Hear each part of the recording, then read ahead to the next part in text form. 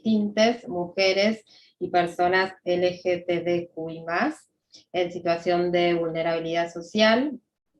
Del 2015 al 2018 fue la coordinadora del Centro de Integración Frida, que aloja a mujeres cis y trans en situación de calle, con o sin hijos o hijas a cargo. Ha coordinado también otros proyectos con mirada feminista en refugios de personas que sufrieron violencia por motivos de género. También ha sido docente de epistemología y de filosofía. Actualmente trabaja en el Ministerio de Salud de la Nación Argentina, coordina algunos de los proyectos de No Tan Distintes y favorece espacios grupales de revisión de prácticas para acompañamientos transfeministas, integrales y populares. Así que bueno, es una alegría enorme, Flor, tenerte acá en este conversatorio, así que bueno, vamos a escucharte. Hola, hola a todos, un gusto saludarles también desde acá.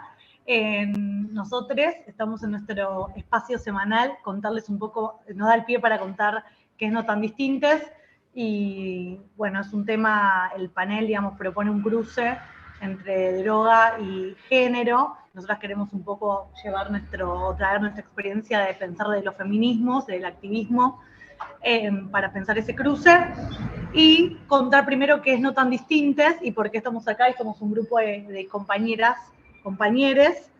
Tenemos una mínima presentación que nos va a servir de guía, porque buenísimo. Que ahí comparto. Vos van a decirme cuando se vea. Sí, ahí se ve. Bien, igual es esquemática. Sí. Ahí está. No te iba a decir si querías agrandar la imagen, pero ya está, perfecto. Nosotras somos No Tan Distintes, que es una organización que, como decíamos en la presentación, la armamos en el 2011. Este año estamos cumpliendo 10 años, así que nos pueden buscar en nuestro canal de YouTube, o capaz alguna compa puede poner en el chat nuestro link de los 10 años, para que puedan ver, digamos, ahí nosotros explicamos todo nuestro recorrido. Somos una organización transfeminista conformada por compañeras que están o estuvieron en situación de calle. Y las que estamos en esta organización luchamos porque ninguna persona se vea obligada a vivir en la calle. Lo hacemos desde una perspectiva de los transfeminismos, es decir, nuestro colectivo está compuesto por mujeres cis y personas LGTBQI+, en situación de calle o en riesgo de situación de calle.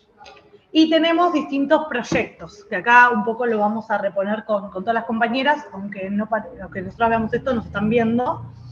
Tenemos este espacio que es donde estamos hablando ahora, que es el TUM, que funciona martes y jueves. ¿Bebe, querés reponer vos? Bueno, es un... Bueno, mi nombre es Beba, me llamo Débora, me dicen Beba. Hace ya bastante tiempo que estoy en esta organización, soy casi la más antigua de todas las compañeras. Bueno, también estuve en consumo, en situación de calle, tengo hijos, y bueno, hoy en día estoy bien, seguí adelante y sigo en este espacio. Es un espacio de encuentro semanal, el TUM, estamos acá en Uruguay 69. TUM significa taller de usos múltiples. Tenemos los martes y jueves en el espacio del encuentro semanal. Los martes abrimos a las 10 de la mañana hasta 4 de la tarde, me está ayudando una compañera. Hacemos también tramitaciones de documentación, hacemos acompañamiento a las compañeras. También hacemos ropería. Digamos, serían como espacio de trámites, espacio para duchas, para que la gente o las chicas que están en situación de calle puedan venir y compartir más allá de todo lo que les brindamos, más que nada una contención, una charla, un abrazo. Bueno, nada, digamos, es re lindo este lugar. Yo más que nada que hace tanto tiempo y estoy re sostenida, así que nada. El TUM, como dice Beba, es nuestro espacio semanal, digamos, abierto a todas las compañeras que quieran venir. Cualquier compa en situación de calle puede venir, y acá buscamos el modo de avanzar en temas. Después está acompañamientos integrales, que es un poco la misión de nuestra orga. Nosotras nos propusimos acompañarnos entre nosotras. Entonces, además, la orga tiene un teléfono que funciona todo el tiempo, que cualquier compañera que pasa por una situación que necesita acompañamiento, está internada, cayó en una comisaría, le sacaron a los pibes, no sabe a dónde ir a bañarse, dónde ir a comer, bueno, llama al teléfono y nosotras acompañamos a esas compañeras y las invitamos obviamente al TUM. Además, tenemos una formación en acompañamiento, es una formación interna que nos damos nosotras, digo, y esto es un poco lo que nosotras queremos aportar a este encuentro de hoy, que ahora Estefi va a contar, es la formación en acompañamientos feministas integrales y populares, que es para pensar nuestra práctica como acompañantes. Y el objetivo es que podamos discutir los modelos de abordaje para las compañeras que están en situación de pobreza. O sea, cómo poder acompañar sin hacer por leotre, sin imponerle mandato a leotre, sin apurarla en los ritmos del proceso. Cómo acompañar sin exigir, respetando los tiempos de la compañera, respetando que hay momentos donde va a poder sostener las estrategias y momentos donde no.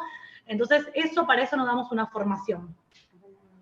La formación son 6 meses, o 4, no me acuerdo. 6 meses, yo lo hice.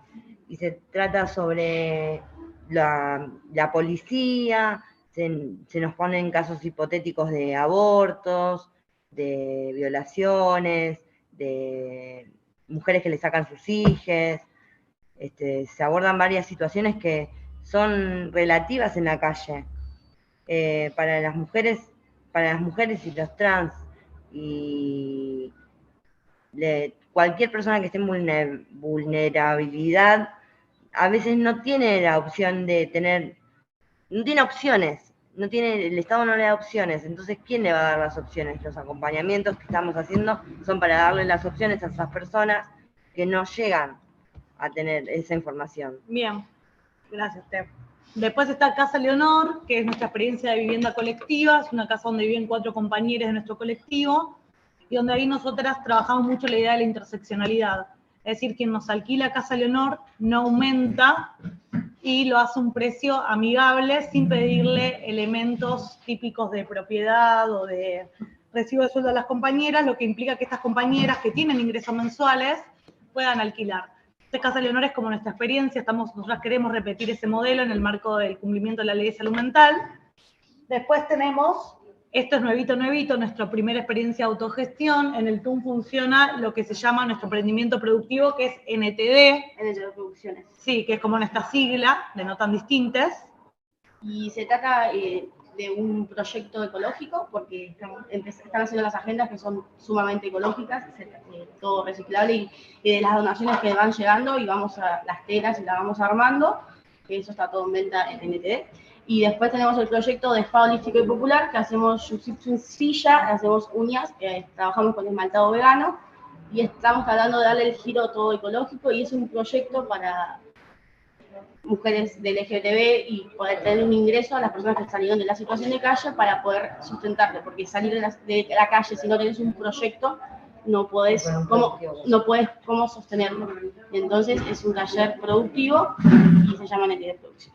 Bien, genial, Ari. Y lo último es un espacio que iniciamos hace poquito, que es un ciclo para repensar las maternidades. Es un taller que se llama La Madre que no fui, y justamente la idea de construir los estereotipos vinculados a lo que es maternar estando en situación de calle.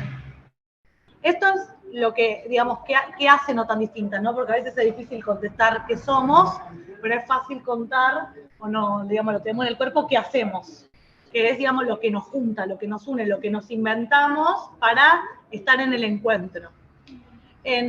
Y un poco, venimos con este balance en la cabeza, venimos con este balance de lo que estamos haciendo en todos los proyectos. Acabamos de cumplir 10 años y estamos haciendo balance de lo que nos funciona, lo que no funciona, qué nos sirve, qué no nos sirve, y fuimos encontrando principalmente en la formación que hay una dimensión de nuestro activismo que es asistencialista. En el TUM se ve muy claramente, ¿no? Para las compañeras que recién llegan, hay roperito, como decía Beba, hay ducha, hay comida, hay trámites, digamos. Hay contención.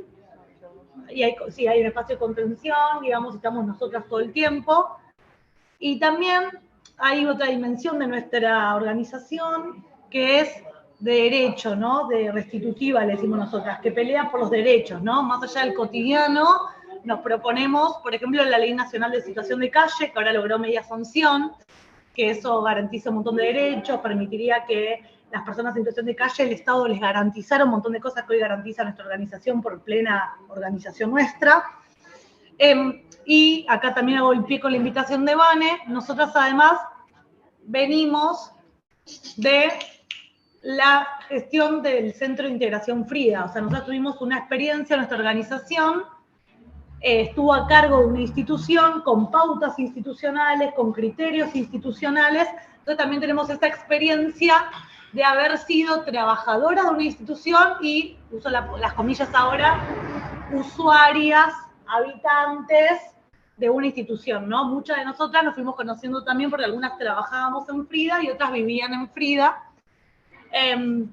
Y, digamos, eso nos dejó una experiencia como muy del abordaje institucional sobre la situación de calle, sobre la violencia, sobre los consumos.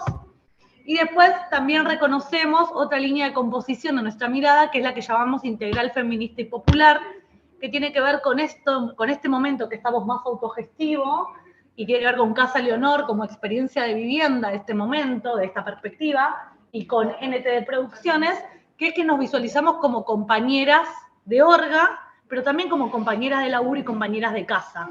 Ya no, digamos, chavita, ya no, nosotras lo que nos pasó un poco en Frida es que obviamente Frida permitía un montón de cosas, porque tenía el plato de comida, porque era una institución abierta 24 horas, pero creíamos que también fortalecía esa distancia en donde algunas trabajan y otras viven, ¿no? Donde algunas toman la medicación, tienen tratamientos y otras supervisan, acompañan esos tratamientos, donde algunas aplican la pauta y otras, digamos, la incumplen y quedan afuera y pierden la cama. Creíamos que, por más que pudimos construir y consolidar una institución amigable, en la institución, digamos, la dimensión del estrato, digamos, la rigidez propia de la institución, fortalece todo el tiempo esa distancia, ¿no? Donde por más que había mucho amor entre nosotras, de alguna manera nunca terminamos de construir o convivir un proyecto en común. Lo bueno de estos espacios, que insisto con la idea de los 10 años, porque nos parece que esto es muy típico también de nuestra problemática, es con el tiempo que se construye. No es que un día para el otro activás y de repente tenés laburo, podés ordenar tu tratamiento, podés recuperar a tus hijos. Lleva mucho tiempo, muchos años esa reparación. Entonces, nosotras hoy creemos que estamos en un momento muy autogestivo, digamos, donde queremos estar en la vida juntas. No es que hacer esto para algunas, sino poder construir proyectos donde en el spa, por ejemplo, que estamos construyendo, compañeras que están en situación de calle o que no están en situación de calle pueden laburar de eso, ¿no? Ir hacia la mirada en serio de la diversidad y que no sean solamente proyectos donde las personas pobres tengan que estar haciendo cooperativas para pobres, sino como disputar, abrir, ampliar, digamos, que esa interseccionalidad, esa transversalidad de la vida nos convoca a proyectos en conjunto.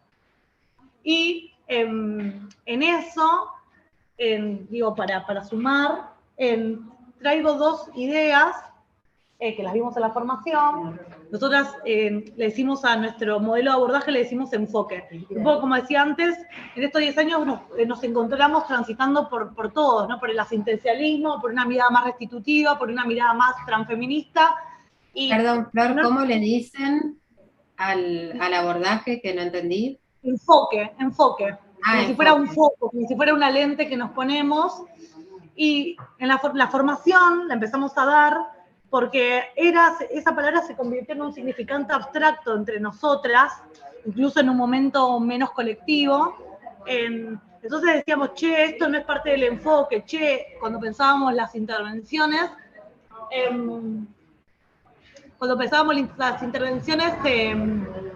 aparecía como, no, esto no corresponde, dar plata, no dar plata, ir a buscar una compañera, sostener por la compañera, no sostener Jackie.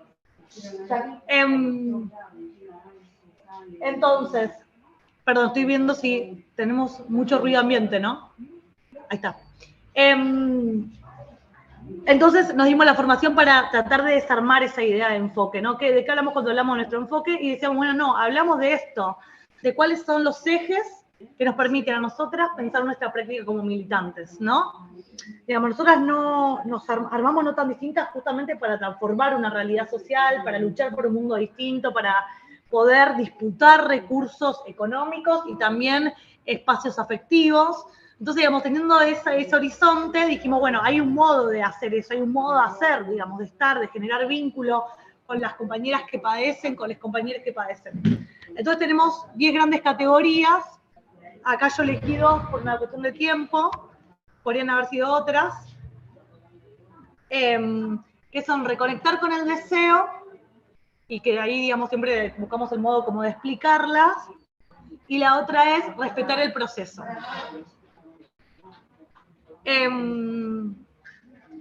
acá ya dejo la de compartir, pero la dejo ahí para recuperarla.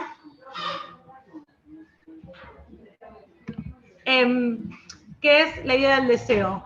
En todo este tiempo, cuando Vane nos invitaste a este panel, nosotras nos preguntábamos, bueno, ¿qué pasa, digamos, cuando nosotras decimos acompañar? Es un acompañamiento, nosotras elaboramos la idea de integralidad, digamos, de no priorizar una línea de composición por sobre el resto, sino elaborar de una perspectiva feminista en el sentido del deseo. Es decir, que cada compa pueda identificar qué la mueve. Digamos, que arranque a estructurar, a ordenar. Nosotros elaboramos mucho la idea del riesgo. Digamos, cómo aprender a armar de una mirada feminista estrategias que no te pongan en riesgo. Digamos, para cuando tratamos de buscar el modo de no caer en lugares de bueno y malo, de moral, ¿no? Es bueno que yo quiera consumir todos los días, es bueno que desee estar con mi chongo en vez de estar con mis hijos, por ejemplo. En vez de buscar eso, tratamos de ver de una mirada de los feminismos qué me deja expuesta y qué me pone en una situación de cuidado. Digamos, como de desarrollar ese propio sistema operativo feminista entre nosotras y empezar a ampliar aquella red que nos hace conectar con lugares de cuidados, con lugares de afectos, con lugares donde somos queridas, donde somos cuidadas, donde somos valoradas por nuestras compañeras. Entonces, un poco lo que fuimos descubriendo también es que cada compe conecta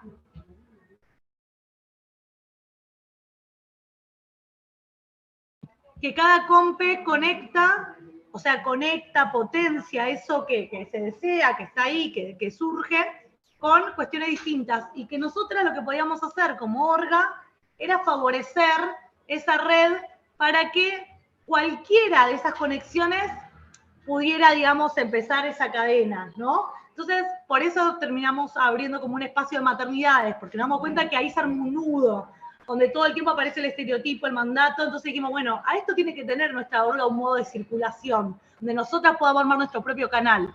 Por eso lo productivo y lo laboral, por eso la vivienda, por eso, digamos, el cuestionamiento de los chongos, por eso un espacio donde los varones sí no pueden entrar. Entonces digo, es un poco el modo que nosotras fuimos encontrando y los consumos también los encaramos de ahí. O sea, creemos que esto sabemos que hay como bastante consenso en el palo, de que a cada compañera le puede servir con distintos tipos de tratamientos, ¿no? No hay un tratamiento. Ahora bien, a nosotras lo que nos pasa también es que creemos que en esta mirada integral el acompañamiento no puede estar, el tratamiento no puede estar desvinculado de los sentidos. Y esos sentidos no son sentidos vitales privados, digamos, de la ficción de la privacidad. Esos sentidos son políticos. Nosotras, digamos, todo lo que hoy tenemos para inventarnos rutina, para compañeras que hasta hace poco estaban en situación de calle, que no van a conseguir laburo en un lugar hegemónico, que no van a poder terminar sus estudios en lugares hegemónicos, que necesitan reparar y descansar mucho más tiempo que cualquier persona del status quo, porque sus cuerpos atravesaron años y años de desgaste. Digamos, nosotras todo lo que tenemos en el cotidiano nos los inventamos. Con la orga nos fuimos inventando la vida que tenemos, las responsabilidades que tenemos, digamos, todo eso es un invento que nos fuimos haciendo para poder reponernos. Entonces, y en ese invento nos pasan dos cosas fuertes. Una es que volvemos a encontrar sentido. Y otro es que nos sentimos más seguras, y eso es muy aliviante para compañeras, digamos, que han sufrido tanto. Entonces, nada, para nosotros esta idea del integral es clave para pensar el cruce con los consumos. No, creo que estoy en tiempo, no me quiero extender y después nos quedamos para el intercambio. No, estás bien, Flor. Estás bien con el tiempo.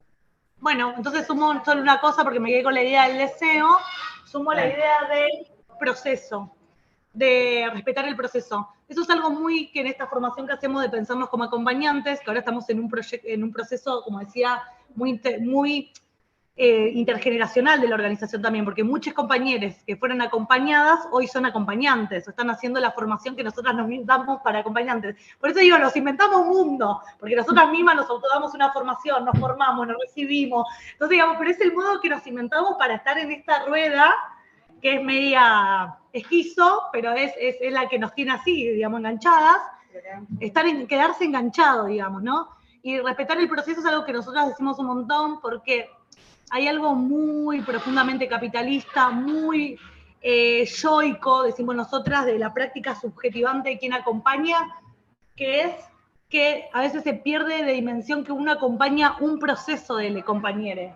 Le compañere pone en el colectivo lo que puede poner. Entonces, digamos, a veces nosotros notamos que hay como cierta intención de que le compañere haga todo lo que, digamos, nadie puede hacer en la vida en ese momento. Entonces, para nosotros la idea del proceso es muy fuerte y tratamos también de respetar, porque hemos visto que compañeros que ante una estrategia elaborada por ella misma, ¿no? Porque tratamos de no ser patriarcales y elaborarlas con los compañeros, pero que no funcionaban cuando tenía 21 años, ante la insistencia, la repetición de la misma escena, cuando el compañero tiene 28, hace otra cosa con esa historia. Entonces, digamos, hay algo también del propio proceso vital que es singular, pero en nuestro caso también es colectivo. Yo pienso, ¿cuántas compañeras pasaron por esta órgano estos 10 años que nos agarraron también en momentos de más inmadurez, de mayor inmadurez, y hoy también nosotras tenemos más elementos colectivos para responder ante determinadas situaciones?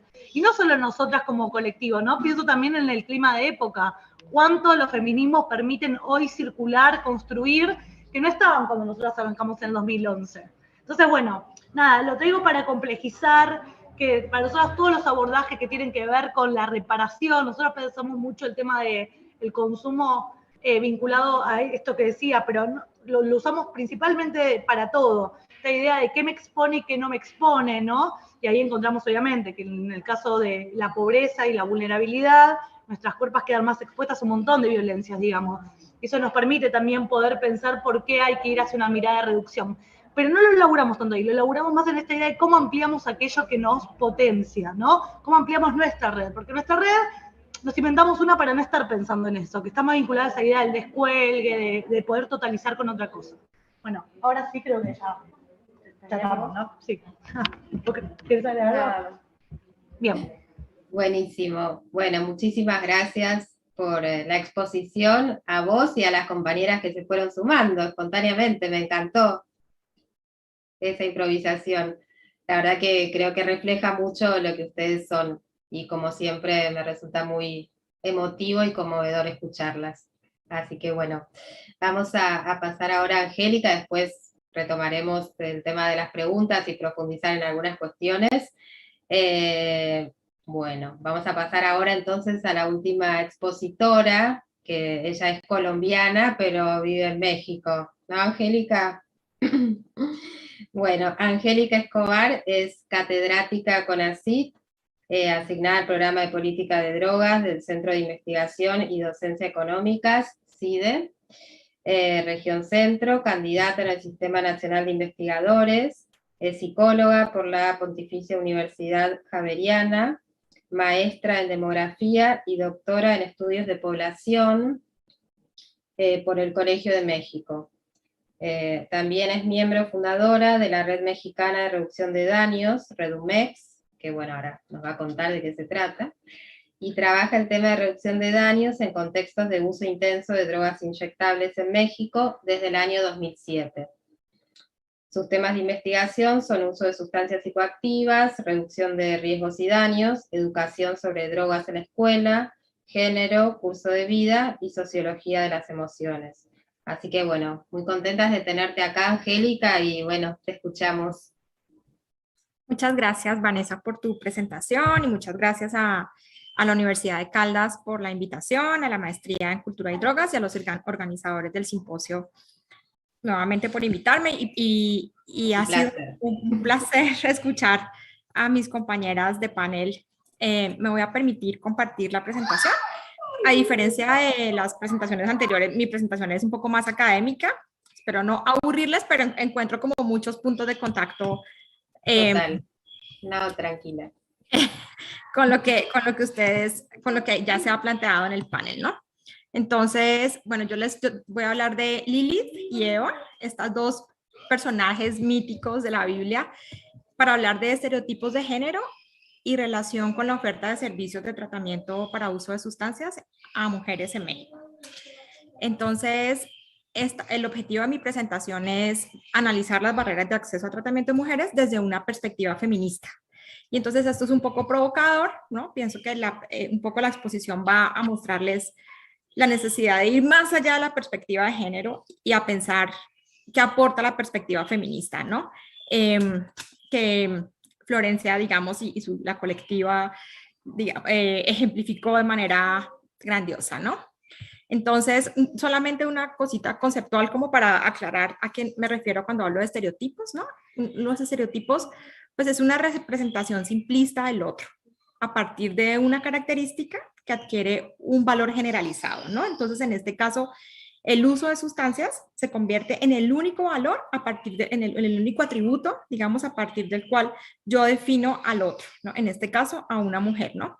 Y es importante pensar que estos estereotipos, que son maneras que todos usamos para construir al otro, está fundamentado en un ejercicio de poder, ¿no? Que supone, pues, una dominación de ciertos sujetos, ¿no? En este caso, de mujeres usuarias de sustancias. Y en ese sentido, pues genera pérdida de estatus en las personas que son estereotipadas, ¿no? Y por esa pérdida de estatus, dificultades para la integración social, ¿no? Entonces, estos estereotipos no son solamente como ideas que uno tiene, sino que tienen impactos profundos, digamos, en la vida de las personas y voy a intentar mostrar esto en relación con la oferta de servicios, ¿no?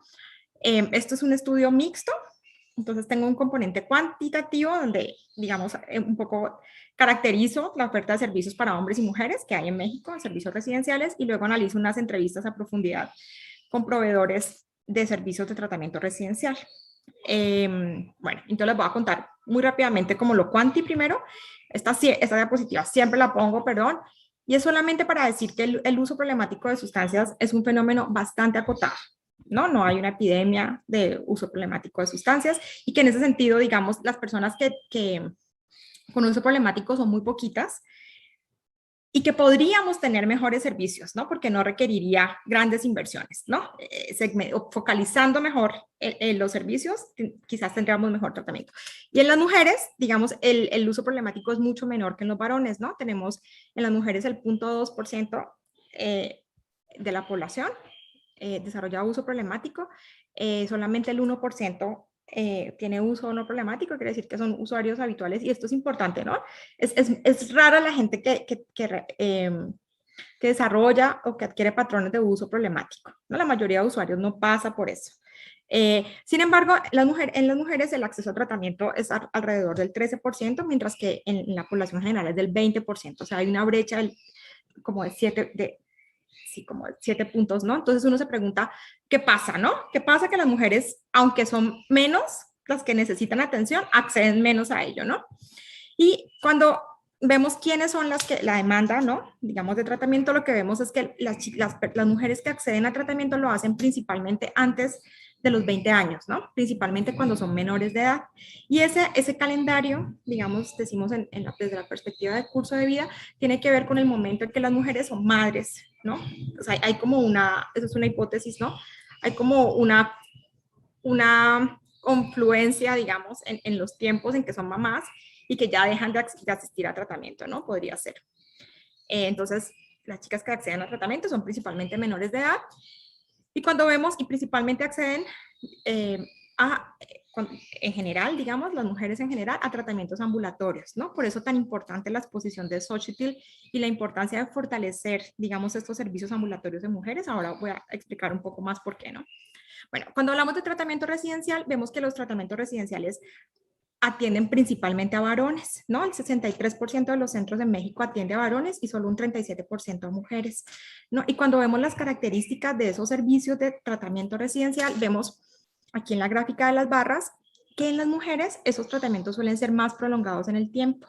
Entonces, por ejemplo, en el 46% de los tratamientos que se brindan a mujeres duran más de 6 meses, mientras que en el caso de los hombres es solo el 33% de los casos, ¿no? Y si vemos hasta 3 meses, ¿no? Que es como el promedio, son muchos, bueno, son casi 6% menos en el caso de las mujeres, ¿no? Entonces vemos que, bueno, están más tiempo, pero además son más costosos, ¿no? Cuando vemos esta grafiquita de los puntitos, ¿no? Son alrededor de 10,000 pesos, que son como $500, más costosos en el caso de las mujeres, ¿no? Entonces, más costosos, más largos en el tiempo y menos, ¿no? Menos oferta de servicios, ¿no? Y entonces, bueno, esa es la característica general. Y ahora lo que intento hacer es ver como en el discurso de proveedores de servicios, ¿qué pasa? ¿Qué es lo que ellos dicen de las mujeres usuarias y cómo eso podría estar relacionado con estas características que les cuento del tratamiento residencial, ¿no? Entonces, hice 28 entrevistas a directores y directoras de centros de tratamiento residencial, en 10 que atienden mujeres y 18 que no atienden mujeres, ¿no? Fue como interesante el hecho de que los centros que atienden a mujeres son dirigidos por mujeres, en su mayoría, todos los que entrevisté, ¿no? Esto no es representativo ni nada, ¿no? Pero esas son las características de los centros en donde hice el trabajo, ¿no? Las directoras son psicólogas y tenían entre 25 y 45 años. En el caso de los centros donde no reciben mujeres, los directores todos eran varones, todos eran pares, es decir, personas con experiencia vivida en uso problemático de sustancias y que atienden a personas con uso problemático, y son mayores que las mujeres directoras, ¿no? Entonces, esos son como unos perfiles también como interesantes para pensar quiénes brindan la atención a unos y otros y cómo eso se asocia con ciertos estereotipos. Y aquí viene lo interesante por fin, ¿no? Que es la parte de los estereotipos. Entonces, en la Biblia hay dos como mitos, ¿no? Dos personajes míticos. Está Lilith. Lilith, según la Biblia, pues fue la primera esposa de Adán. Fue creada por Dios, ¿no? Igualita que Adán. Y resulta que Lilith no quiso, la historia cuenta que Adán le pedía a Lilith que cuando tuvieran relaciones sexuales siempre ella estuviera debajo de él, y ella no quería, ¿no? Y entonces cuando Adán le dijo que no, que ella tenía que estar debajo de él, ella le dijo, no, me voy del paraíso, y se fue, ¿no? Entonces es como y luego es representada como un demonio, ¿no? Entonces la Lilith es esta mujer rebelde e insumisa. Por el contrario de Eva, que Eva fue sacada de la costilla de Adán, ¿no? Y siempre la compañera de Adán, ella se echa la culpa con la historia de la manzana, etcétera, ¿no? Bueno, entonces uso estos personajes, digamos, un poco para ejemplificar los dos estereotipos, ¿no? En este texto que pongo aquí es uno de los textos de los hombres directores de centros de tratamiento que no reciben a mujeres, y entonces dice: las mujeres son más complejas que los vatos, ¿no? Para empezar, los vatos no cambian con esto de las hormonas. Tú conoces un vato y ya sabes 2, 3 cómo es. Pero con las morras no es así. Cambian a veces en el transcurso del día, ¿no? Están de buenas, luego están de malas, sin que le hayas hecho nada, así son. Los vatos son más predecibles, son más fáciles. Si hay que reprenderlo, lo reprendo. Pero si lo hago con una mujer, se pone a llorar, ¿no?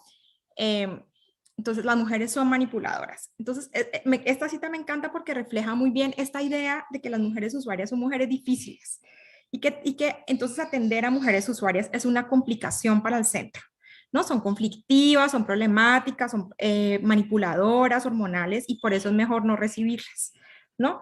Esta manera, digamos, de hablar de las mujeres usuarias me parece que habla muy bien de este concepto de otredad subyugada de Bauman, para ejemplificar lo no deseable, ¿no? Está como este espejo, ¿no? Está los varones que son confiables, que son racionales, que son tratables, y está la Lilith, ¿no? Las mujeres usuarias manipuladoras, insisto, irracionales, etcétera, ¿no? Y desde allí, entonces, se niega el acceso, se naturaliza. Entonces, vieron esta idea del estereotipo, ¿no? Como, así son todas las mujeres, y por eso no les damos atención, ¿no?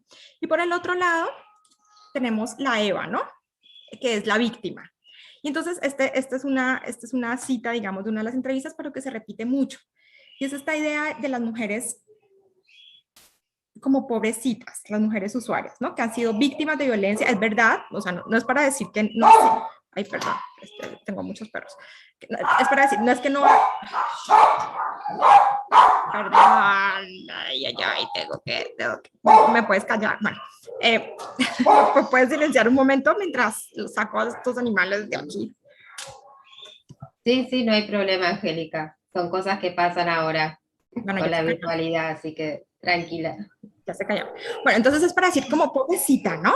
Es una mujer que necesita protección, que necesita ser salvada de alguna manera por la institución, y desde allí se legitima esto de que el tratamiento dure más, porque es que no tiene a dónde ir, es real.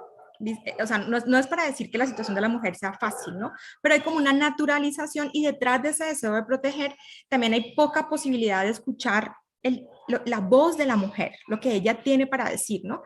Entonces, por ejemplo, también se repite una y otra vez en este discurso individualista, psicologizante, digamos, esto de la codependencia, ¿no?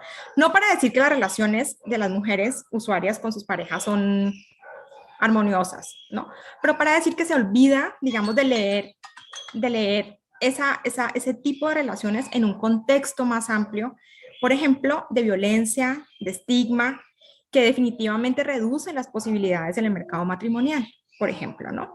Que tampoco tiene en cuenta, por ejemplo, la economía política del consumo de sustancias, ¿no? Y que entonces es mucho más complejo, digamos, que la lectura de la codependencia, ¿no? Y es mucho más complejo que el asunto de que la mujer es pobrecita, ¿no? Pero además, esta mirada de la víctima, ¿no? De la Eva, le quita agencia, y ese es el punto fundamental, ¿no?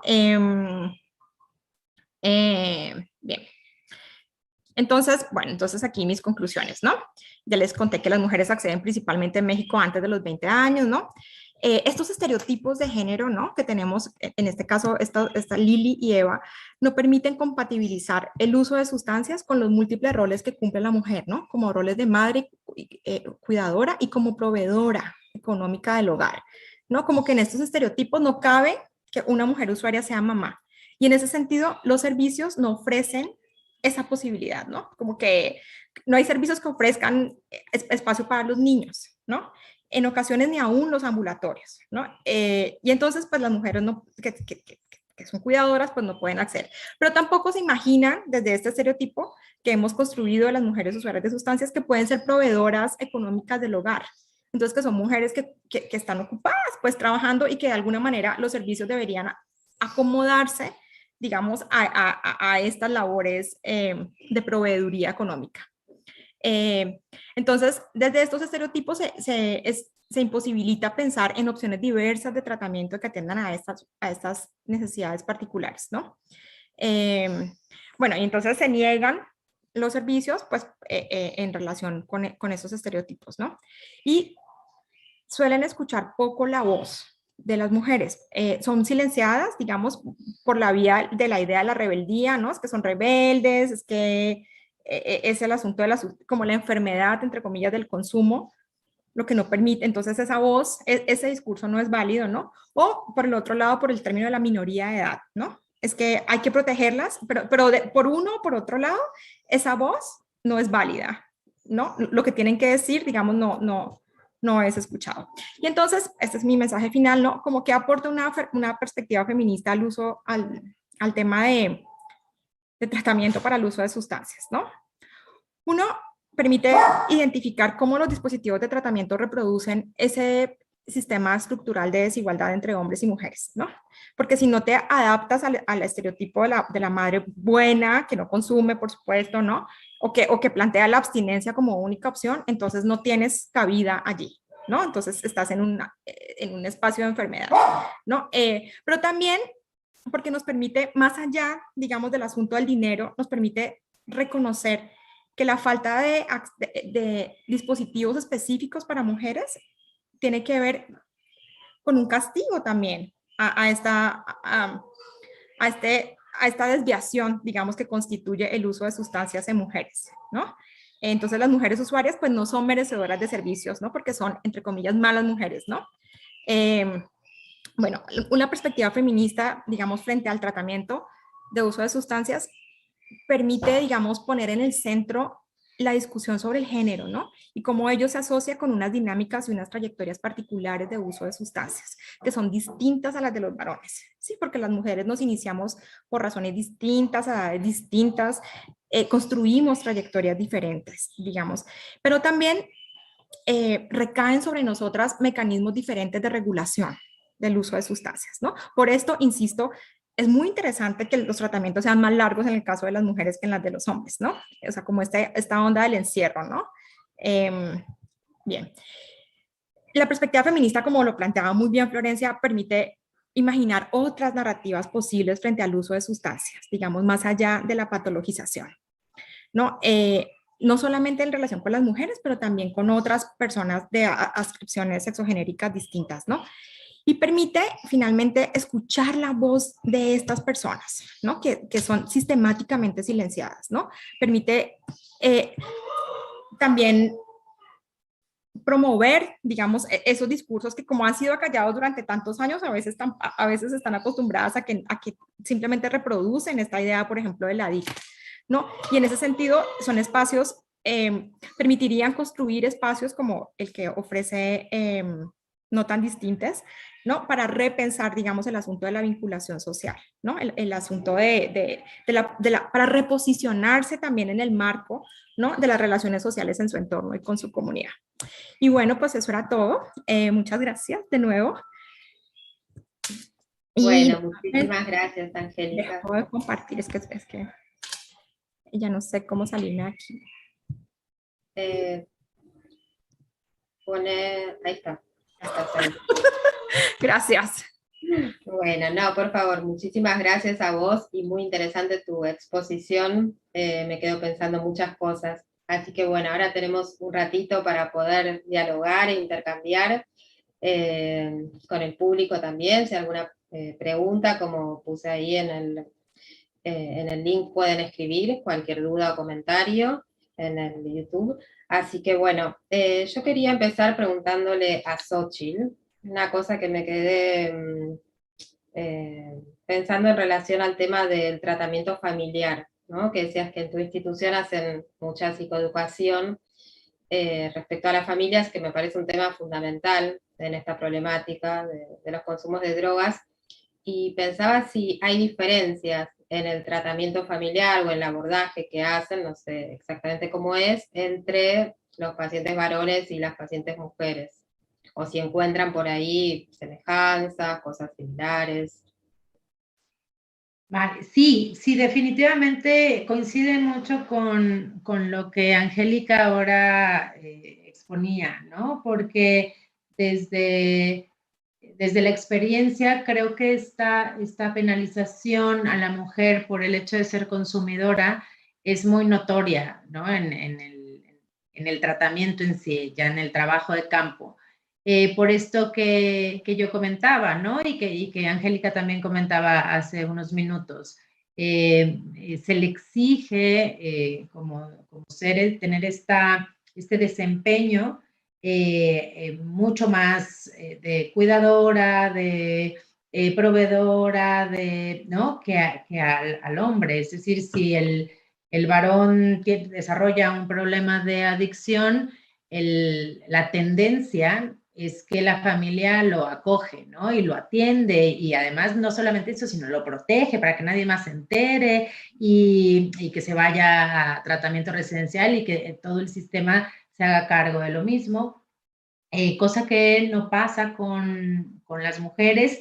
Y en el caso de que acceda a tratamiento, nosotros notamos como esta urgencia de la familia, como de ya, ¿no? O sea, a ver cuándo sale y dale rápido, cúramela, ¿no? Rápido para que pueda volver. Entonces, definitivamente el castigo, ¿no?, social por este estigma, nosotros lo notamos mucho y por eso es que hacemos mucho este trabajo como de sensibilización con la propia familia, porque repito, muchas veces ellos son como grandes obstáculos en el acceso y en el mantenimiento del tratamiento para las mujeres, ¿no? Entonces, creo que este es uno de los grandes, por eso es que yo decía que buscamos que se vuelva más fácil.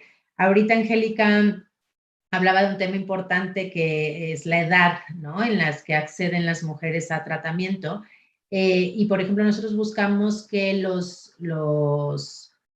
horarios de atención cuando es tratamiento ambulatorio sean compatibles con, por ejemplo, la preparatoria o la universidad, es decir, con la parte académica, ¿no? Justamente como para facilitar, porque muchas veces las propias familias es como, pero no, ¿y cómo va a dejar la escuela, no? Si tiene que terminar y tiene que estudiar, y entonces buscamos como que la accesibilidad sea lo más posible para que pueda mantenerse en el tratamiento esta persona.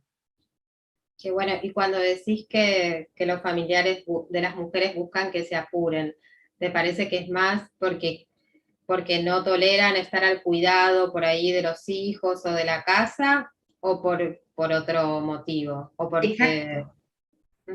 Sí, sí, porque al final es esta creencia, ¿no?, de decir es que es su responsabilidad, es la responsabilidad de la mujer ser la cuidadora, y entonces el resto de los miembros de la familia no tendrían por qué, ¿no? Y además, si hay el caso de que el marido, por ejemplo, se quede al cuidado de los hijos, bueno, se le ve como el héroe, ¿no? Y como o sea, cuando es al revés no pasa lo mismo, cuando a él se le interna por tratamiento y la mujer se queda al cuidado, nadie le aplaude, ¿no? Ni nadie le dice, la gente lo asume como, bueno, pues es lo que le toca, ¿no? Que su esposo esté en tratamiento de rehabilitación y ella se queda al cuidado, pero cuando es al contrario, no es así. A nosotros, desde nuestra experiencia, hemos tenido, repito, los padres o la propia pareja pararse a la puerta del centro de residencial a decir, es que tiene que ir a cuidar a sus hijos, ¿no? O sea, no me importa, y por más que les demos razones de, oye, es que no ha terminado un proceso, es que de nada le va a servir a ella ni te va a servir a ti que salga en este momento, para ella, uy, qué ternura, para ella no es... para la familia no me importa, lo que importa es que pueda tener su papel, ¿no? Pueda cumplir su rol en casa. Sí, sí, qué fuerte que todavía sigue siendo eso, ¿no? Sí, totalmente, totalmente. Sí. Bueno, tenemos un invitado. Sí, ya lo veo. Ay, que se sumó desde Colombia, ¿no? Qué lindo. Bueno, tenemos una pregunta del público. Lorena Campos dice, ¿de qué manera afecta el cisexismo a la salud cuando vamos a un centro de salud por tratamiento por consumo problemático? Bueno, no sé quién de las tres quiere responder.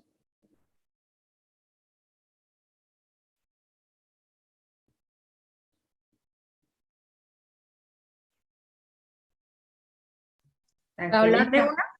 Sí, mira, esta es la pues yo solo hablo de la experiencia de México y de la experiencia de los centros y de las mujeres que he entrevistado.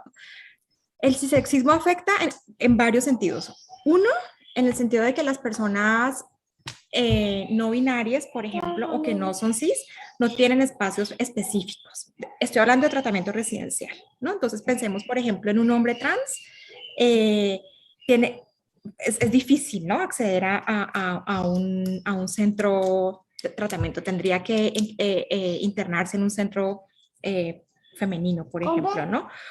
Pues, o porque no lo aceptan, no necesariamente lo aceptan, ¿no? Y el asunto también del género, digamos, no está incorporado en las estrategias o en los dispositivos de atención, ¿no? Que valdría la pena también hablar de eso, un poco como como las violencias que enfrentan hombres, mujeres y otras adscripciones sexogenéricas tienen una relación con el uso problemático de sustancias, ¿no?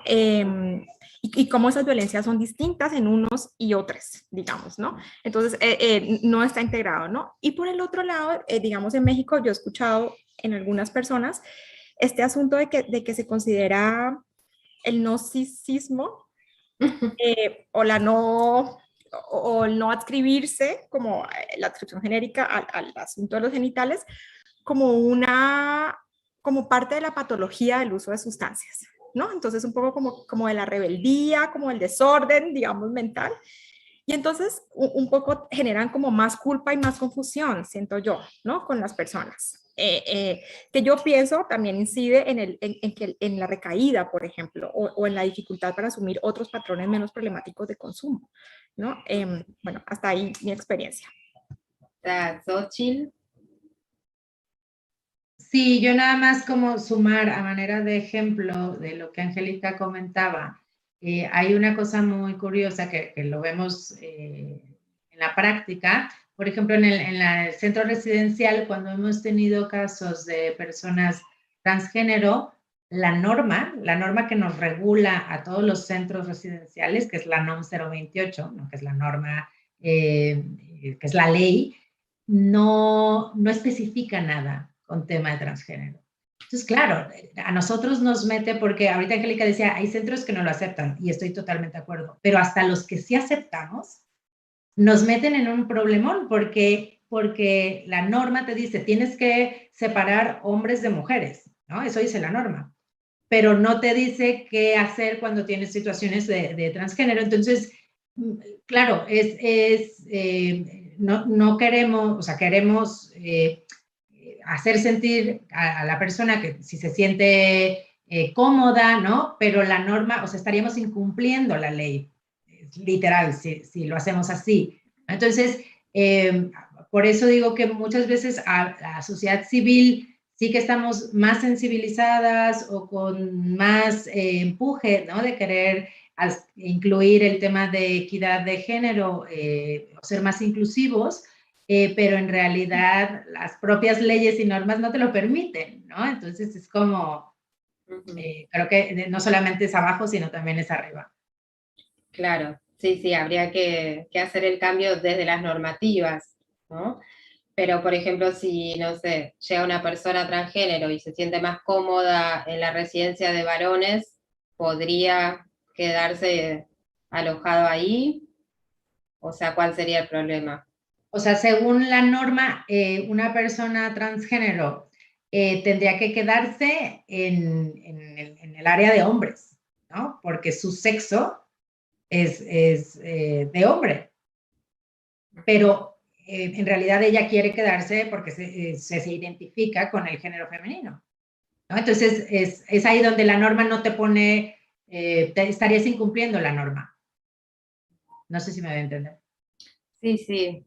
O sea, ustedes no podrían recibir una persona trans porque estarían, digamos, fuera de la ley.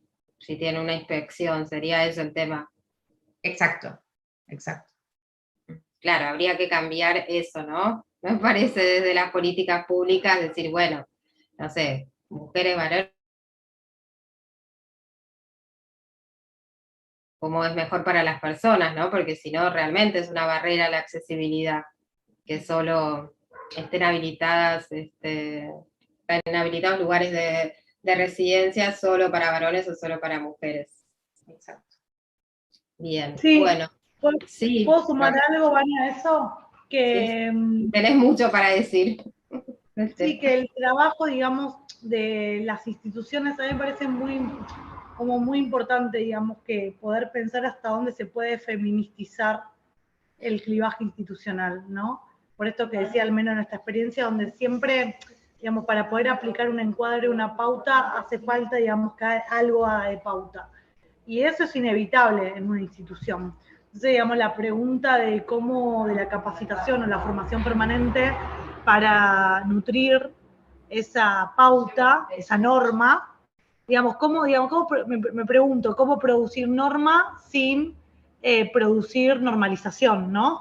Esto que también decía Angélica de la patologización, ¿no? O sea, ¿cómo generar pauta sin caer en una captura fuerte de estar infantilizando, patologizando al otro. Y acá me parece que las perspectivas de la diversidad tienen un montón para aportar, digamos, porque en el sentido de poder hacer posible que estas instituciones sean habitadas, usadas, manejadas por otras identidades, te obliga a deconstruir el propio encuadre. Sí, eso es re interesante, no pasa no siempre hay un tema que te permita, te dé plasticidad para trabajar la propia materialidad de la institución. La diversidad lo tiene. Yo me acuerdo que cuando nosotros armamos Frida, lo armamos en conjunto con otra organización social que ya tenía un centro de integración de varones, de varones cis, obvio, pero no decía de varones cis. Estaba por eso que los varones son todos varones cis. Cuando nosotros armamos Frida, tuvimos que aclarar que era para mujeres y para compañeras trans y travestis y lesbianas. Pero tenía un sesgo súper feminizado.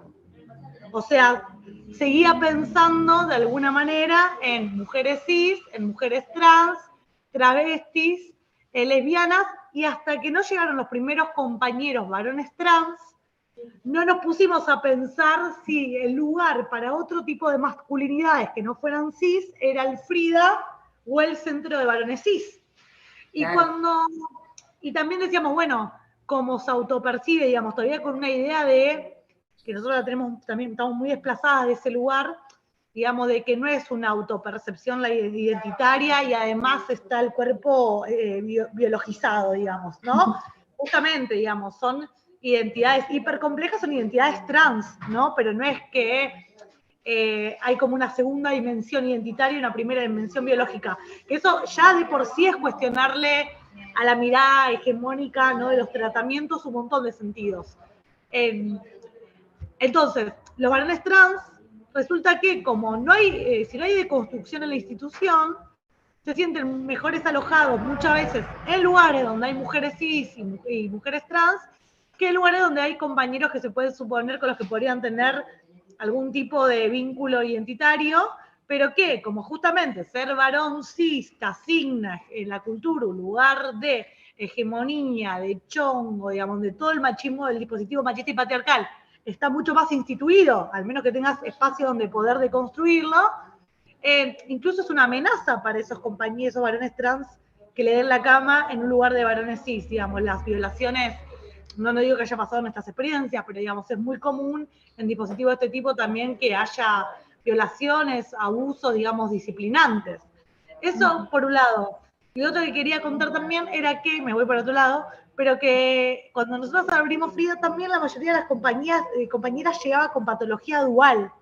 Que acá le dicen, vos sabés, Vane, vienen con, digamos, según los diagnósticos, nuestras compañeras tenían un problema de esquizofrenia, la mayoría de los casos, o de padecimiento mental, de insanía, por decirlo en término viejo, más consumo problemático de sustancias, ¿no? Entonces, digamos, todas vienen con ese combo de diagnóstico. No, yo tengo patología dual, o sea, soy esquizofrénica y además tomo para el consumo. Y te decían, y te daban las medicaciones de memoria, ¿viste? Tomo pregabalina, clona, bueno. Y eso también es como muy interesante, porque pareciera que, ¿viste? Es como esto muy discapacitante, también la idea del diagnóstico, ¿no? Un diagnóstico que no te da herramientas para desenvolver nada, sino que un diagnóstico que es como para limitarte, ¿no? Entonces, bueno, sacarte esas etiquetas fuera funcionar otras cosas. Tal cual, sí, coincido totalmente y me parece que esto que le pasa a muchos varones trans que se sienten más cómodos en instituciones de mujeres o en servicios de mujeres es un problema que el sistema de salud tendría que abordar, ¿no? Que no podemos quedarnos en esto de, bueno, como se sienten más cómodos con las mujeres, que vayan con las mujeres, no, sino que los servicios de varones deberían adaptarse a las necesidades, a los modos de esos varones trans y también trabajar ahí la convivencia, la integración con el resto de los varones cis que hay en ese servicio o en esa institución. Me parece que ahí tenemos un desafío, porque si no terminamos también siempre alojándolos porque, bueno, en otros lados más hegemónicos no se sienten cómodos. Sí, también que la división genérica puede servir para pensar algunas cuestiones y capaz no otras, ¿no?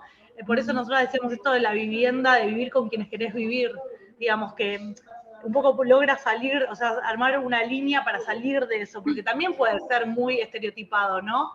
En esto de la discusión que hay entre la especificidad y el gueto, ¿no? Bueno, toda esa discusión hay que evitarla. Totalmente. Bueno, tenemos otra pregunta del público de David Ponce Patiño, que dice, en campañas de prevención del consumo o reducción de riesgos y daños, ¿cómo se ve en cada país la perspectiva de género? ¿Reconoce, no menciona o amplía el estigma? Específico en campañas de radio o televisión. Bueno, no sé quién quiere responderle a David.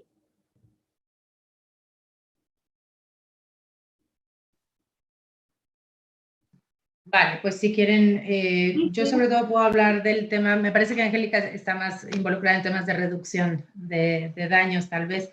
Yo estoy más involucrada a lo mejor en términos de prevención de conductas de riesgo y adicciones. Y sí, definitivamente hoy por hoy sabemos que no incluir perspectiva de género en los programas de prevención es un error, ¿no?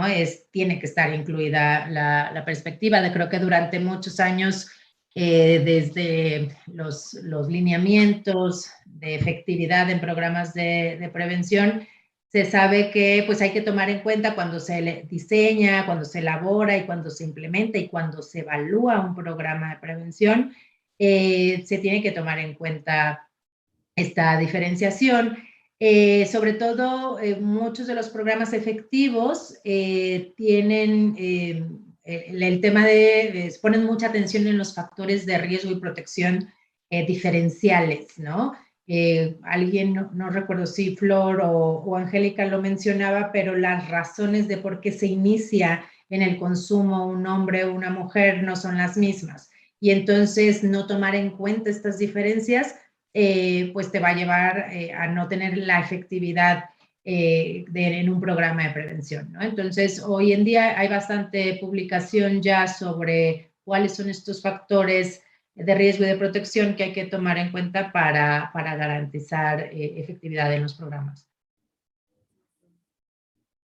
Buenísimo. Yo quería decir que en el caso de México, digamos, lo que uno ve en la televisión, en las campañas, es una reproducción de los estereotipos brutales, ¿no? Entonces, como que cuando en México hablamos de usuarios, nos imaginamos a un varón, ¿no? No pensamos en una persona trans, no pensamos en una mujer. Y cuando pensamos en una mujer usuaria, digamos, entonces pensamos en el asunto de la mala madre, una mujer usuaria es incapaz de ser madre y de maternar de manera segura, ¿no? Y por eso, digamos, no sé cómo es en otros países, pero en México el asunto del derecho a la maternidad es uno de los derechos más vulnerados, digamos, para las mujeres usuarias, obviamente mujeres usuarias pobres, ¿no? Que hay que decirlo, no es lo mismo unas y otras, ¿no? Entonces, pienso que además de hablar de las diferencias entre hombres y mujeres, es importante, digamos, cuestionar el asunto de esos estereotipos de género, ¿no? Y que podamos, un poco como decía Florencia, como abrir ese abanico, ¿no? Abrir como esa caja de Pandora y también desromantizar ciertas ideas asociadas al género. Por ejemplo, esta idea de la madre abstemia, ¿no? ¿Existe la madre abstemia? Bueno, no sé, ¿viste? Pero un poco como pensarlo porque son factores estructurales que, insisto, tienen efectos profundos en las biografías de la gente y que inciden en sus trayectorias de consumo, ¿no? Por ejemplo, una mujer en situación de calle con uso problemático no encuentra, que está embarazada en México, no encuentra fácilmente acceso a tratamiento, ¿viste? Ninguna institución, digamos, quiere hacerse cargo de eso, ¿no? Va a un centro de tratamiento, no la aceptan porque está embarazada, va a un refugio para mujeres, no la aceptan porque es usuaria, ¿viste? Y entonces al final ella tiene que resolver sola su asunto de consumo y su asunto de embarazo, ¿no? Y lo único que nos importa es que está usando, ¿no? No nos importa que está viviendo en la calle, que está maternando sola, digamos. Y también esta idea de que también planteaba Xochitl, de que la maternidad pareciera ser una responsabilidad solamente de las mujeres, ¿no? y entonces somos las mujeres las que tenemos que ocuparnos y no hay como una responsabilidad social, digamos, del Estado.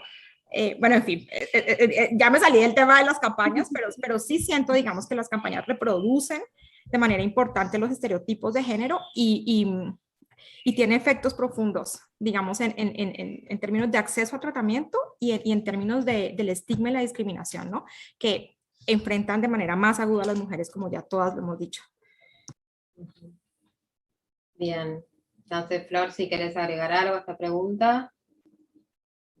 No, creo que en la misma línea de lo que está diciendo Angélica, nosotras, un poco esto de contar al principio, ahora estamos con un ciclo La Madre que no fui, y va en esta línea, digamos, ¿no? Donde la mayoría de los compañeros que no están con sus hijas, porque lo determinó la justicia, es por haber sido evaluadas por equipos de instituciones súper rígidas, como lo puede ser la justicia, el Consejo de Niños, Niñas y Adolescentes acá, digamos, que es el que actúa, ¿no? El que hace de vigilante de derechos de los niños y niñas, favoreciendo acá el interés superior del niño, que es una categoría muy usada, digamos, para el momento de sacarle a los pibes, a nuestras compañeras. Y tiene esta mirada, ¿no? Digamos, de estereotipo, digamos, una buena madre no tendría a su hijo en la calle, eso desaparece esa idea, no ese fantasma, y el otro es una buena madre no preferiría, no elegiría ir a consumir antes de cuidar a su hijo, ¿no? Digamos, ese es como el combo, pobreza, como decía Angélica, junto con el consumo en este caso, digamos, cuestiones que incluso se pueden encontrar de consumo en clases altas, pero bueno, pueden sortear ese obstáculo de otra manera, con otros privilegios. Pero eso nosotros lo vemos muy, muy marcado, y tiene que ver con esto, ¿no? Del machismo, de la cultura machista, que no admite que una pueda estar en esa situación, ¿no? Se arma un estereotipo de muy la antimadre, ¿no? Esa persona es la mala madre. Entonces, nada, creemos que hay también como mucha resistencia social a poder deconstruir esa figura. Total. Y respecto a la pregunta de David sobre reducción de riesgos y daños, bueno, no sé México, pero en Argentina no tenemos políticas públicas de reducción de riesgos y daños. Tenemos experiencias aisladas, como las que nos acaba de contar Florencia, algunos servicios de algunos hospitales, pero no es una política pública que se dé de manera sistemática, integral, en todas las instituciones que abordan esta problemática. Así que no te podría ni contestar esa pregunta, David. Una vez que las tengamos en algún momento, ahí sí capaz podríamos ver qué pasa.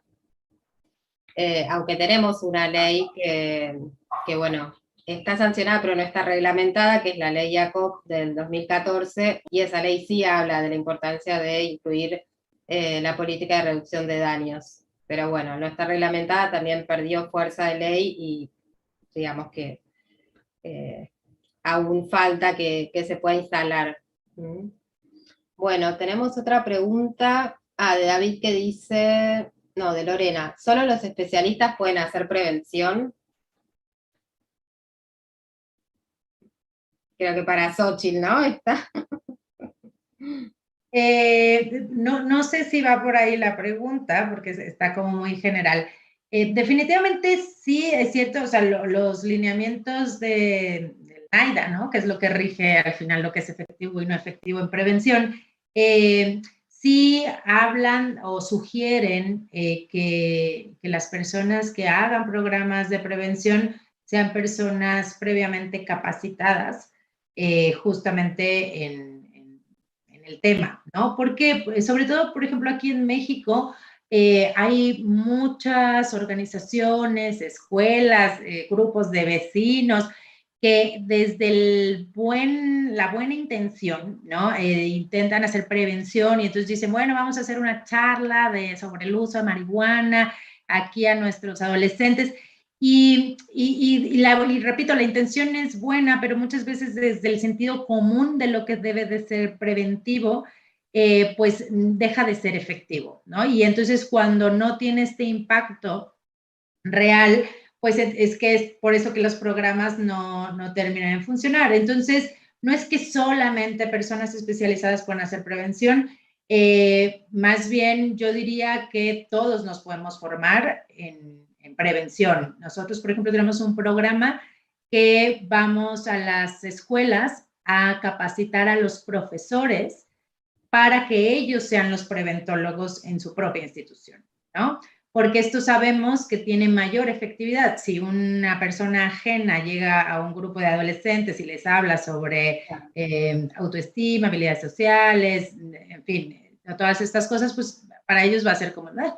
Pero los profesores que son referentes en su vida, con los que pasan 8 horas al día, ¿no? Tiene mucho mayor impacto. Entonces, lo que se sabe que es efectivo en prevención es que entre más agentes de prevención o personas más capacitadas haya alrededor del adolescente o del niño o la niña, pues entonces va a ser mucho más efectivo. Entonces, más bien, no es que solamente especialistas puedan, sino que la idea es que entre más gente se capacite, pues mucho mejor. Yo tengo, bueno, ay, perdón, David, sí. yo tengo una perspectiva un poco distinta y es este asunto de pensar la prevención más allá de la sustancia, o sea, como descentrar la prevención de la sustancia y pensarla en términos de los vínculos sociales y del lugar, digamos, en el que están, que le asignamos a los jóvenes o a las personas que usan, digamos, y el lugar que toman las sustancias en las comunidades en las que hacemos parte, ¿viste? Y entonces, en ese sentido, me parece que la comunidad es la que debe hacer la prevención, digamos, y que los profesionales o los especialistas entran a acompañar esos procesos, ¿viste? Pero sí pienso que la comunidad tiene que apropiarse de unos lenguajes, digamos, y tiene que pensarse el asunto de el lugar que tienen las sustancias allí, ¿no? Para desde allí, digamos, generar procesos de transformación, porque de otra manera, digamos, vamos a mandar a todo el mundo, vamos a encerrar a todo el mundo. Yo pienso que todos deberíamos ir a terapia, sí, ¿no? Pero también, digamos, perdón, con Xochitl, pero sí siento que digamos, tenemos que quitarle como la hegemonía a los médicos y a los psicólogos, yo soy psicóloga, ¿no? Sobre el consumo de sustancias, ¿viste? Porque reproducen esta patologización que quita agencia a la gente, ¿no? Y porque a veces el problema más grave de la gente no necesariamente es el uso de sustancias, ¿viste? Es la violencia que enfrentan, es la exclusión brutal que viven, ¿no? Es la incertidumbre, bueno, etcétera, ¿no? Y entonces, ¿cómo generar, digamos, dispositivos comunitarios que puedan integrar a la gente independientemente de que si uses o no uses? No para promover el uso, por supuesto que no, pero si usas para que no quedes excluido de la participación y de otras cosas, ¿no? Sí, Florencia. Sí, no sabía cómo levantar la mano, quería hacerme que el emoticón lo haga, pero no lo encontré. Y sumando a esto que trae Angélica, también pienso que no se puede, como me llevó cuando leíste la pregunta, Vane, a pensar que también el consumo como una experiencia, ¿no? Como una de las tantas experiencias. Digamos, cómo poder pensar los consumos como parte, esto decíamos, de una línea de composición, ¿no? Siempre fuerte, predominante, porque el consumo es complejo, ¿no? Tiene esto esencialista, que sustancializa, del vínculo, del entorno, de que venís de un lado, vas a otro. Bueno, y pensaba que, digamos, y pensando el consumo con experiencia, consumo como experiencia, pensaba que no se puede prevenir la experiencia. Digamos, como que también hay algo que es inevitable de la propia experiencia, digo, y eso lo cruzo con temas feminismos, y pienso también que hay algo de lo errático en el consumo de nuestras cuerpos, que justamente, digamos, no es explicado por el paradigma judicial, no es explicado por el paradigma familiar, no es explicado por el paradigma pedagógico, digamos, todos, digamos, sostienen todavía prejuicio por el tema. Y pienso también de que hay algo muy profundamente todavía paternalista, machista en nuestros abordajes, que tiene que ver con esta idea de esto, de pensar que hay cosas que se puede trabajar para que no pasen, ¿no? Estoy forzando una conexión, pero digo, me hace pensar un poco también con toda la perspectiva que hay de las dos vidas, digamos, en contra de la idea de la interrupción del embarazo, ¿no? Digamos, como esa idea de incluso estoy haciendo una crítica interna de los feminismos, ¿no? Esta idea de la ESI, ¿no? De, digamos, la educación sexual para no abortar, digamos, y después aborto para decidir, ¿no? Esta idea de que si podés evitar tener una experiencia de rancia en tu vida, es mejor. Eso tiene un sesgo profundamente meritocrático todavía, digamos, y que nos deja a la mayoría de los compañeros afuera, porque la mayoría, digamos, pasamos por experiencias de ese estilo, que son clandestinas, sucias, erráticas, digamos, que son así, que son de consumo, ¿no? De haber hecho algo mal, digamos, de habernos intoxicado.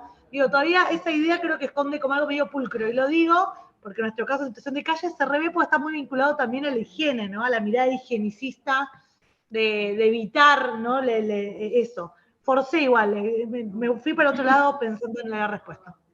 No, pero está muy bien. Bueno, tenemos otra pregunta, que es, ¿cuál sería la ABC de implementar políticas de drogas y género? ¿Cómo se podría hacer? Pregunta un integrante del semillero Visionarios. Bueno, qué pregunta. Amplia. No sé, ¿quién quiere arrancar?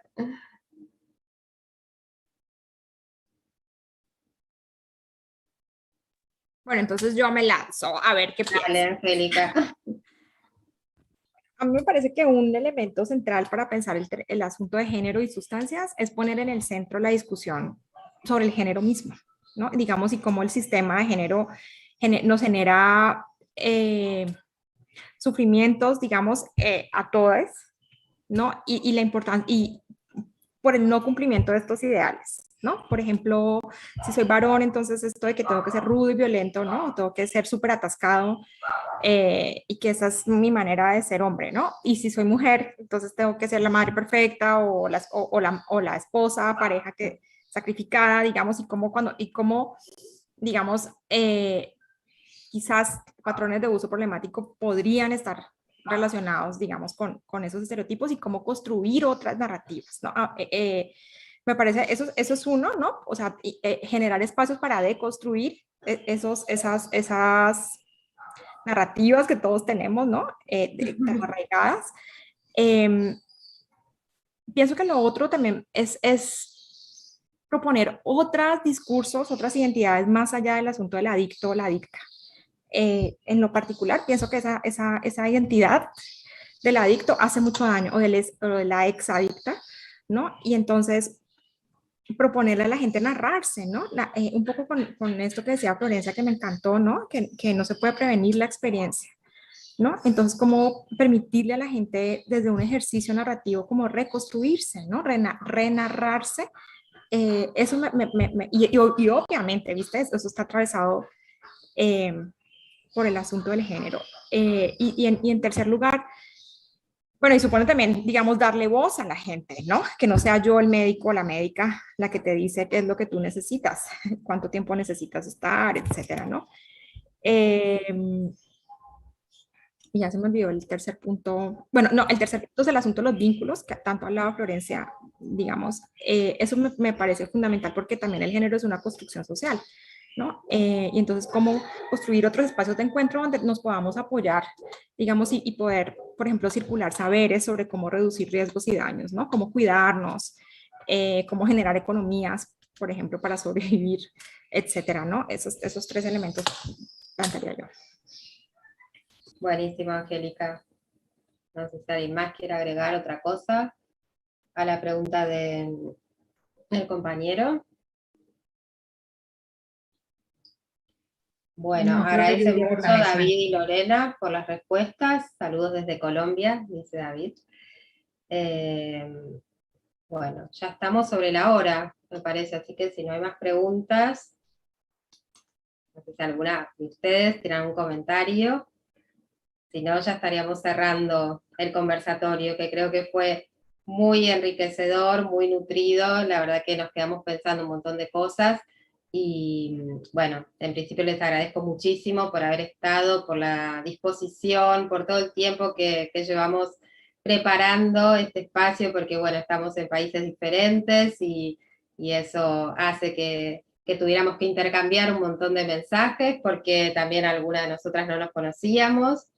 Así que bueno, creo que este encuentro, ojalá que sea el inicio de otros encuentros. Así que bueno, yo súper feliz de compartir este conversatorio con ustedes. Muchas gracias, profesora Vanessa. No, yo me uno como a las reflexiones que presenta la profe al final. Quedan muchas preguntas, más que respuestas, y la verdad que es como el reto que tenemos desde los campos en que nos desenvolvemos cada uno de nosotros, de pensarnos estas dos grandes variables, la variable del género en relación con las drogas. O sea, hay todo un mundo ahí experiencial y teórico, y estamos en el reto precisamente como de seguir ahondando con respecto a esto. La verdad, pues ese es un tema que no es mi especialidad, pero quedo con una serie de interrogantes muy positivos para empezar a visibilizar, porque como lo planteábamos ahorita al principio, este es un tema que es poco trabajado. Entonces, creo que es pertinente empezar a visibilizar discusiones, círculos de la palabra, investigaciones, experiencias, por ejemplo, la manera en como Florencia lo manifestaba, desde todo su quehacer, desde toda su acción política.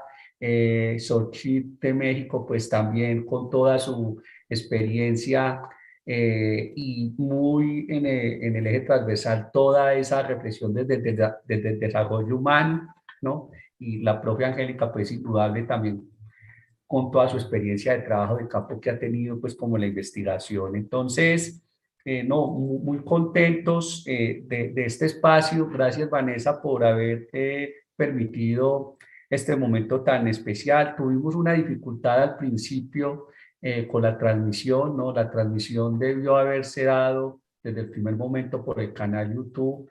Empezó a darse por las redes sociales, por Facebook, luego se retomó por el YouTube, y bueno, pues eso pudo haber un poco que la gente se dispersara, pero el video queda grabado en la plataforma del Centro Cultural Rogelio Salmona, de manera que quienes entraron tarde, quienes no pudieron conectarse desde el principio, lo pueden mirar y lo pueden utilizar para fines pedagógicos, porque creo que acá hay elementos, y las invito a ustedes para que trabajemos este video allá con nuestras organizaciones y con nuestros círculos.